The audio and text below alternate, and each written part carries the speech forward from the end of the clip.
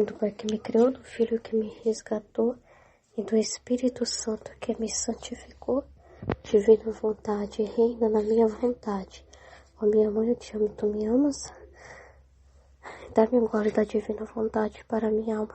Dá-me a tua bênção, mãe, para que minhas ações sejam feitas diante de vossos olhos maternais. Divina vontade, reina na minha vontade. Eu não sou nada, Deus é tudo, Pai, eu te amo. Então, esse vídeo dos iniciantes foi maravilhoso, é muito forte, né? Essa parte, eu acho que foi a primeira vez, assim, que eu prestei mais atenção nesse trecho, né? Essa parte de Jesus passando na rua, né? Naquela cena ali que a Luísa viu e contemplou ele, me tocou tanto, né? Já li várias vezes, mas foi diferente hoje, sabe? Parece que foi uma renovação para mim, né? Um chamado. Aí eu senti assim, nossa Jesus, é como se pós-Luísa, né? O Senhor passasse na janelinha de cada um de nós, né? O Senhor passou na janelinha da nossa vida e a gente estava lá na nossa casinha, na nossa vida, né? Nossos costumes, as nossas coisas, as nossas paixões, inclinações, desejos, buscas pessoais, enfim. E o Senhor nos atraiu, né, dessa forma. O Senhor apresentou-se a nós como o Senhor é, né. O Senhor sempre foi assim, né, mostrar a verdade, né, as coisas tais como elas são, né. Então, quando ele vira para ela e fala, né, alma, ajuda-me, né, isso é tão forte, né, tocou tanto meu coração, porque realmente ele conta conosco hoje para viver na nossa humanidade e para agir através de nós, para ser luz para os outros. E nós somos chamados a ajudá-lo. E quando a gente vive assim, sendo essa morada dele, né, e sendo tão aberto, né, a tudo, né, sendo humilde, obediente, verdadeiro, né, honesto, enfim, a gente tá dando a reparação devida, né, então tá podendo descansar Jesus, né, ele não tá mais sendo ofendido, né, mas ele tá morando dentro de nós e sendo protegido, né. E a gente sofre os golpes, e o que a gente sofre é reduzido até, né? Diante de tudo o que ele passou, né? Então, ele dá conforme a capacidade de cada um de aguentar. Então, assim, para mim, esse trecho de hoje, né? Marca para mim, assim, uma confirmação de que eu não quero sair nunca. Eu não quero abandonar Jesus. Ele deixa bem claro, ele falou, alma, ajuda-me. Ele não fala só para Luísa, ele fala para cada um de nós. Ajuda-me, almas, né? Vamos firmes nessa, de divulgar essa verdade, né? Tem muito para estudar, tem muito para viver, muitos atos para produzir os orvalhos benéficos. E é assim que eu quero usar de criaturas para trazer esse reino. E ele pode fazer tudo, né? Então, se a gente tiver esse amor e sentir essa dor dele de todo o nosso coração e nos preocupar com a dor dele, com ele, com a necessidade dele e morrer para nós mesmos sempre, sempre, sempre, sempre, sempre, sempre. A gente nem precisa esperar a cruz, né? A gente já fica sempre à disposição, né? Porque nosso corpo é a cruz, né? Então, sempre à disposição de morrer para si mesmo. E de estar sempre aberto para dar mais e mais e mais atenção para Jesus. Aquilo que nos inspira, aquilo que ele pede de nós, enfim.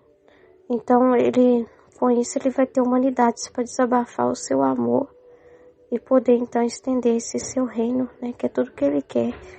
E a gente precisa ter constância, né? A constância é muito importante. Aí eu peguei um trecho aqui para complementar.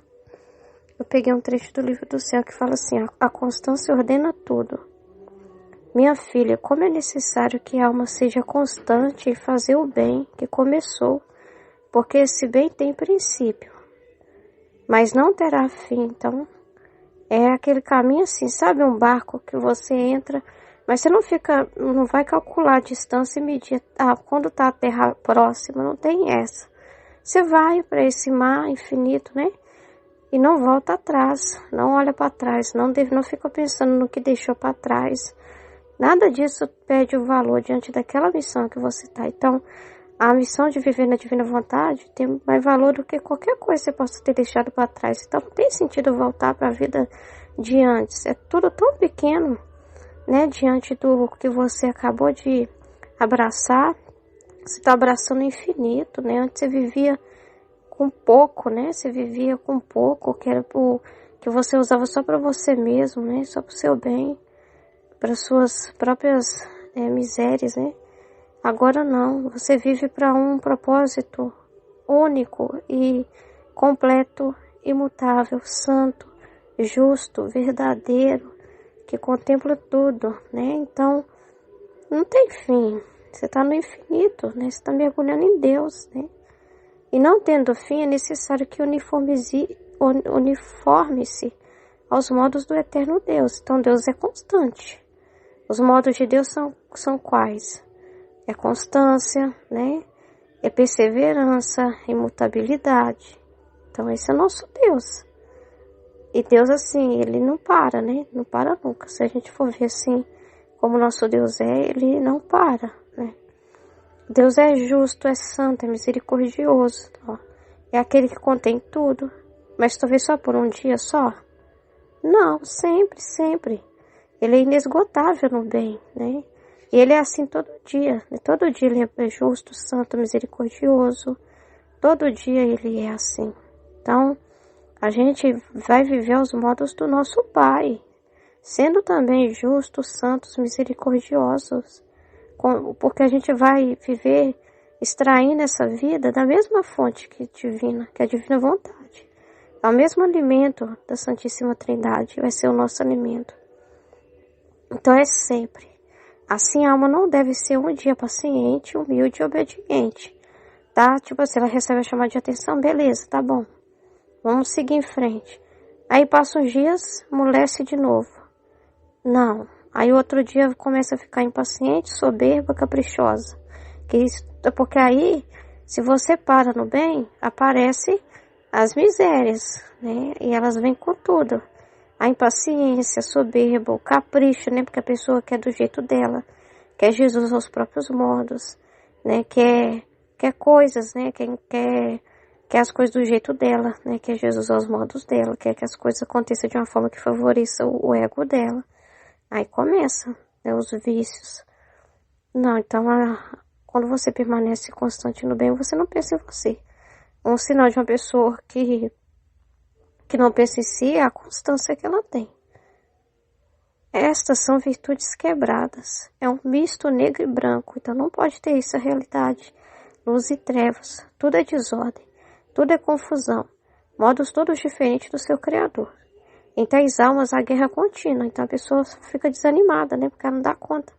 Ela se sente muito pressionada, perturbada, né? E não dá conta. Ela sente essa guerra constante dentro dela porque ela não está trabalhando em movimento. Senão ela não ia parar, nem perceber isso nela, nem porque ela ia estar tão ocupada com as coisas de Deus que ela não ia ficar olhando os sentimentos, se tem guerra, se não tem, né? Porque qualquer coisa que a gente sabe, que a gente passa dentro de nós, é para Deus também, é para a honra dele. Então não tem por que ficar preso a si mesmo, a nada, né? Tudo é a reparação. E você amando a Deus, passando por qualquer coisa em você, melhor ainda, né? Como Jesus falou, né? Ele falou, eu também tive tentação, vocês não vão ter.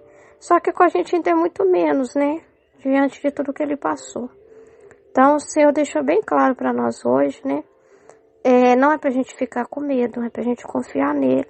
Ele deixa as coisas, Jesus é assim mesmo, ele põe tudo às claras, não tem tabu para ele, coisas assim que não é bom falar, que possa causar algum escândalo, não tem dessa, né? A gente aqui é formado na verdade, né? Então, Jesus não tem nenhum tipo de conversa que não queira ter, que não queira abrir, né? Abrir o verbo, destrinchar, né?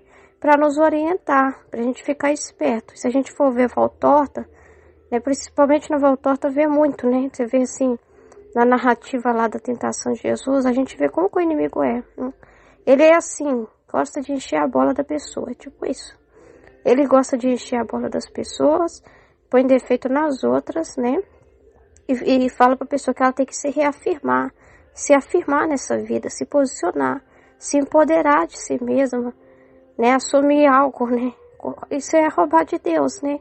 Porque a gente é o nada. É um pobre vermezinho que o Senhor não esmaga, né? Que o Senhor ama, né?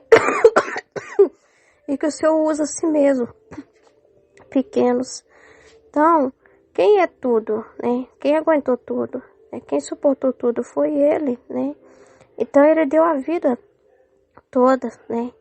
E hoje Ele passou, né? Ele passou pela janela da nossa alma, da nossa vida, e falou: almas, ajuda-me, nos chamou, né? Então, o chamado é dele, né? A força é dele, tá? Toda a graça vem dele. E nós devemos ficar felizes por amar a Deus, né? Que graça que é, né? A gente poder amar o nosso Pai, poder conhecê-lo. Isso não tem coisa no mundo que pague isso. Qualquer coisa que você possa ter vivido antes, não tem graça, não tem dimensão diante do que você está vivendo agora, né? Então é uma vida maravilhosa. Então, em tais almas a guerra contínua, e ela para prestando atenção nessa guerra, né? O problema é que ela para prestando atenção nessa guerra, né? Nessa situação e tira o olhar de Deus, né? Do fluxo da graça que está passando por ela, que está chamando ela: vamos trabalhar, vamos movimentar, tem muita coisa acontecendo. Mas como ela fica muito olhando para a treva, a luz passa e ela não consegue, né? Se agarrar nessa luz, né? Porque ela fica olhando muito para as próprias confusões interiores. Porque as paixões lhe fazem guerra, porque vendo-se nutridas frequentemente, ó, esperam que a vitória seja delas. Quer por parte dos demônios, das criaturas, né? Que aí vai buscar também por parte humana, né? Vai buscar apoio humano e esquece de Jesus, né? Aí Jesus fecha os véus mesmo, né? Até dos outros para, de certa forma, para dar aquele apoio para ela. A pessoa vai, os outros próximos devem falar para ela sair e largar tudo mesmo. Porque ela deveria estar ouvindo só Jesus, confiar só em Jesus. Ela não está confiando em Jesus, ela precisa de outras seguranças humanas, né? E ainda por parte das mesmas virtudes. E as vendo-se desiludidas, lhe fazem guerra escaniçada e terminam com nauseada. Nauseada, isso é verdade. Isso é um perigo. A pessoa sente até repugnância pelas coisas de Deus, né? Pelas palavras de Jesus. Aquilo que antes produzia tanto amor nela, tanta luz, tanta felicidade, começa a produzir náusea. É horrível falar isso. É horrível, né? Mas eu senti essa guerra aí, esse perigo aí. Eu passei por isso e o Senhor me acordou, né? Então, a gente não é nada, né? A gente não deve confiar em nós mesmos. A gente tem que se manter sempre pequeno na cruz, se mortificar, amar mais ainda Jesus, né? E quando você mais passa por isso, é quando você mais tem que amar a Deus, né? Mais correr para Jesus, mais se doar ainda.